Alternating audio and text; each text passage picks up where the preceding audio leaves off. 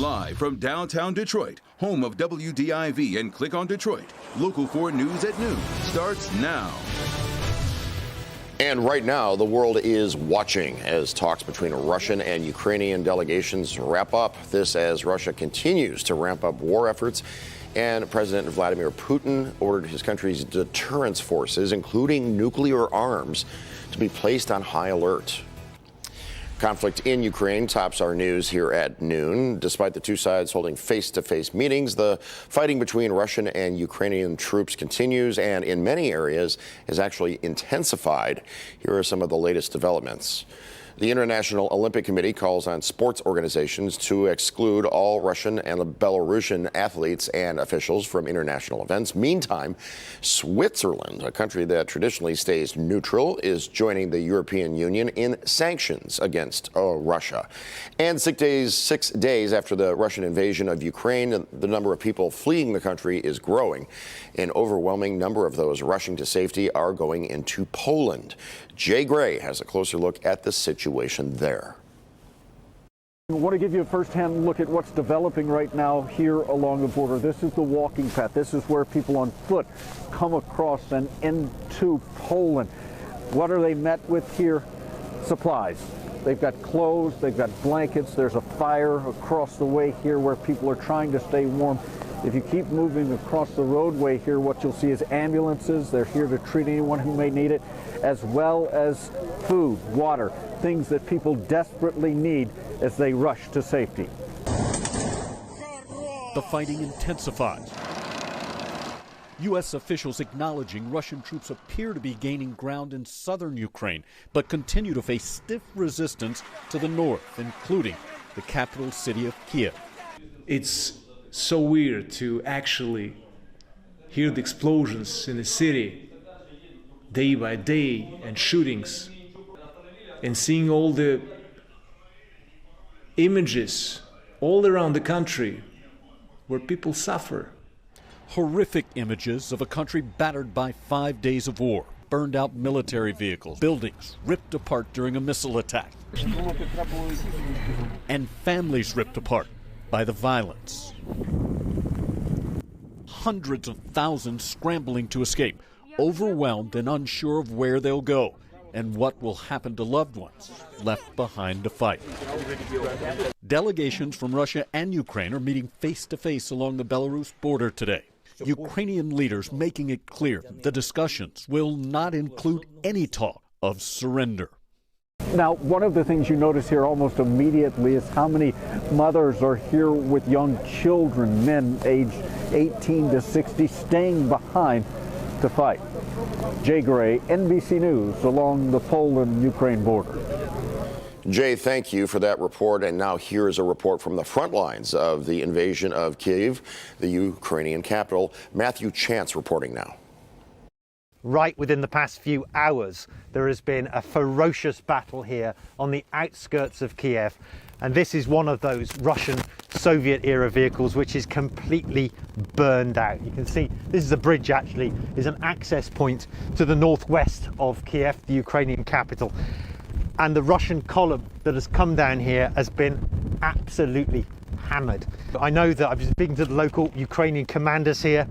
They've been saying that they were using Western anti-tank missiles to attack these columns. Look, so recent the battle, this vehicle is still smoking. There's still smoke coming out the back of that. Obviously somebody's brought a memento from home.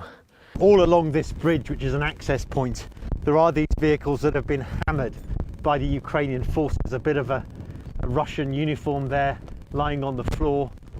I can tell you, I toured this area earlier, and there are some terrible things that we can't really show you on camera in terms of dead bodies, Russians still lying here on the ground. This vehicle here is obviously from the Russian military. It's got the letter V daubed on the side looking tape or in paint. I think that stands for Vostok, which is the Russian word for east, which implies that these military equipment, they came from the eastern divisions. All right, so that was Matthew Chance reporting. Despite planned peace talks, many expect the conflict in Ukraine will continue. That conflict far away might actually be getting closer to home, hitting closer than you realize. Here is a look at how the war could be impacting you. In Ukraine, the impact of the war is painfully clear. In the U.S., the effects are more subtle. Oil is already up over $100 a barrel, and experts predict the conflict will keep prices high. Ordinary Americans will be paying a little bit higher at the pump. But frankly, I think that is a sacrifice that we need to pay, because we'll pay far more later if we don't successfully stand up to Putin on this. Gas prices in Michigan up 18 cents compared to last week, setting a new 2022 high. Michigan drivers are now paying an average of $3.55 per gallon for regular unleaded. This price is 79 cents more per gallon than this time last year. As the stock market opens, investors are bracing for a roller coaster. Meanwhile, boycotts of Russian-branded alcohol already underway at some stores and bars. Kind of like how you bounce somebody from a bar that, just isn't getting along with everybody else. So we just decided to dump the Russian vodka for now, and because they weren't playing well with others at the bar. Other organizations finding their own ways to distance themselves from Russian President Vladimir Putin and his country. He and his government are being treated like the pariahs that they are. But the Ukraine war is affecting more than just U.S. finances and affiliations. It's igniting anger among protesters here and rekindling Cold War-era fear. Top officials in leading NATO countries have allowed themselves to make aggressive comments about our country. Therefore, I hereby order the Minister of Defense and the Chief of the General Staff to place the Russian Army Deterrence Force on combat alert. Meanwhile, we are keeping a close eye on the stock markets, and here are pictures of the big board live right now, down 170. Markets have wavered a bit amid worries about how high oil prices will go and how badly the global economy will get hit after the U.S. and allies upped the financial pressure on Russia for its invasion of Ukraine. The sanctions have sent Russia's economy, meanwhile, reeling. Be sure to stick with Local 4 News and click on Detroit.com for continuing coverage of the situation in Ukraine as new information comes into our newsroom.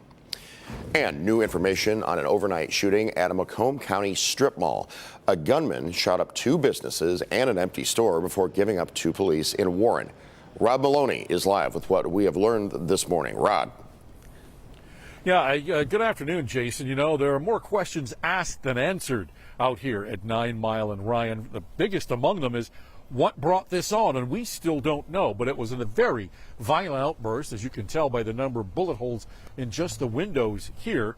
But also, it was amazing that no one was injured.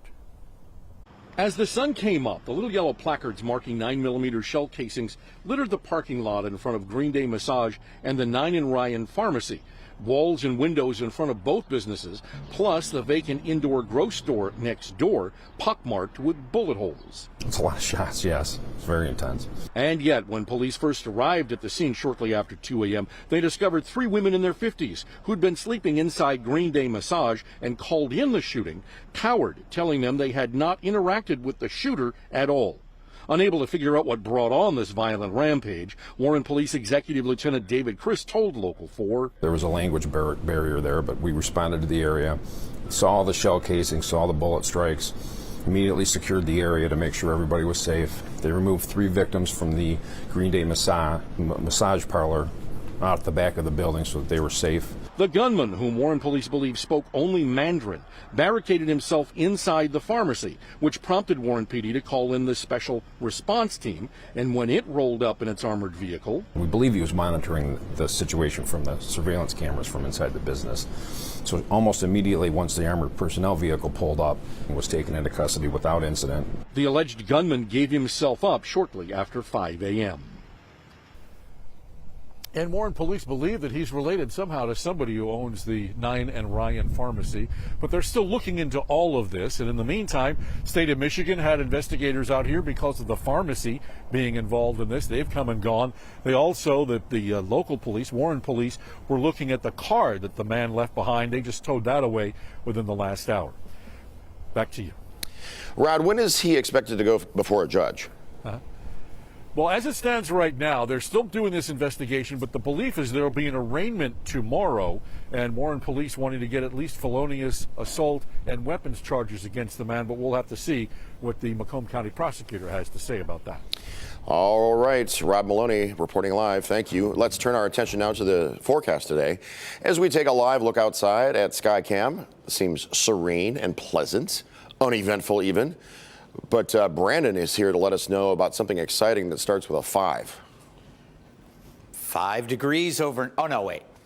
50 degrees. It's worth waiting for, and it's not here in the next 24 hours, but it is a little cooler than yesterday. The clouds have now filled in, which means it's going to be tough to break down this warm-up. It's a temporary cool down with mainly lower 30s feeling like lower 20s. We have a couple of interesting days ahead with some wintry mix, but Storm Tracker 4 right now sweeping for rain, snow, ice, whatever, and we're picking up a little bit of snow, mainly Sanilac, Huron counties, drifting into southern Ontario. We'll take a closer look at some of the rain and snow in the near future, the 40s and 50s on tap. In the meantime, if you're heading out, you can hold the camera of your phone right up to that square, that box in the middle of the screen called a QR code. It'll sync and link you right to the Local Forecasters app, which is the best weather app in the world. Jason. Still to come, a strong warning. Experts now saying that the dangers of climate change could soon overwhelm the ability of humanity to adapt. What we need to do to stop that. When a speeding driver disables you from working, I'll be right there. When you need me to come to the hospital, I'll be right there. And when you have a serious injury and deserve a win, I'll be right there. Lee got me $300,000. Call me. I'll be right there. Want to put your little tax deductions to work? We got some tricks in our tool belt. 50 Floor now has the newest hardwood, tile, laminate, luxury vinyl, and carpet. 50 Floor brings hundreds of samples to your home to see in your own light. 50 Floor will do all the heavy lifting for you, and they can get most jobs done in a day. They'll even clean up afterwards. Call today to get 60% off new floors. 50 Floor is home improvement. Done right. 770-50-FLOOR. Pick up the phone, we'll be knocking at your door. Guys, do you suffer from erectile dysfunction? Now there's great news. Peak Performance for Men will help you regain your performance and confidence naturally. Peak Performance for Men uses an advanced form of acoustic wave therapy, clinically shown to open up and regrow blood vessels, restoring normal and natural functionability where it counts most. There are no needles, no surgery, and best of all, no pain. Call now and receive an ultrasound, your initial consultation, all for free, and over $300 value. Call Peak Performance for Men today.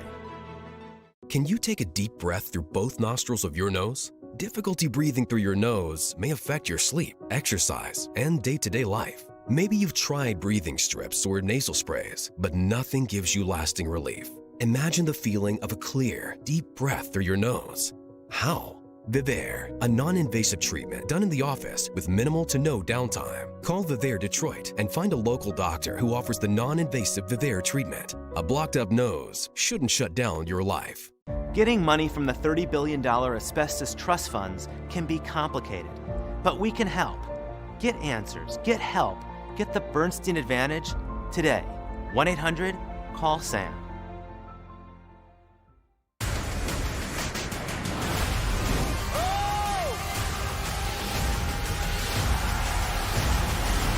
That's what we're looking for on this show.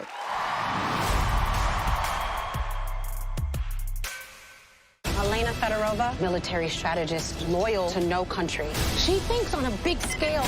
I see a bigger picture. Bad guys getting their deal. Always one step ahead. Always. The End Game, tonight on NBC. One person is found dead in a fire on Detroit's west side. Firefighters say a home on Gardendale near 8 Mile in Livernois caught fire overnight. They found one person burned inside. They do not know the person's identity as yet, and the cause of that fire is under investigation. Scientists issue a strong warning. Climate change is harming the planet faster than human beings can adapt, and our only way out is to quickly reduce greenhouse gas emissions. The report is by the Intra-Government Panel on Climate Change, a body of experts convened by the United Nations, including 276 researchers, rather 270, from 67 countries. One of the researchers who prepared the report said, quote, "One of the most striking conclusions in our report is that we are seeing adverse impacts that are much more widespread and much more negative than we expected. If nations don't act quickly to halt global warming, more and more people will be forced to flee their homes, creating dislocation on a global scale." Turning our attention to the coronavirus, we are expecting new COVID state case data later this afternoon. In the meantime, some Metro Detroit schools dropped their mask mandates today. Both Oakland and Washtenaw counties lifted an order that required schools enforce masking among students, teachers, and staff while indoors. Still to come, the weekend ahead looks to be warmer, but before we get that, we need to survive several more rounds of winter. The 7-day forecast coming up after these commercial messages.